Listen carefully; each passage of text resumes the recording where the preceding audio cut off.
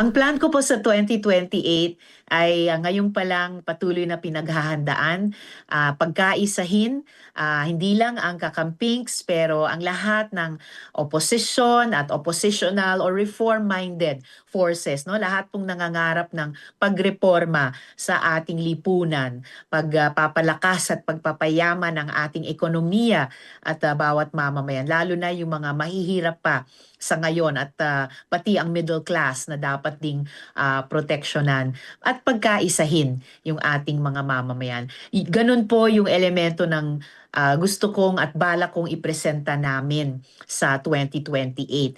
At kung ano po yung casting doon Mhm. sa aming slate, kung sino-sino po ang pinaka popular, malakas, winnable. Yun po yung aming ihaharap. Meron po ako nakitang post kahapon pero na alam ko pong nai-repost nyo na at report na fake news na nagsabi raw po kayo na tatakbo kayong presidente. Tatakbo akong presidente kung pipiliin ng nagkakaisang oposisyon. So, first things first nga, buuin namin, pagkaisahin ang lahat ng reform-minded at opposition forces. Sama-sama po kaming magdedesisyon at kung sino po at sino-sino ang piliin namin, siya po at o sila po ang haharap. Nakataya po ako dyan.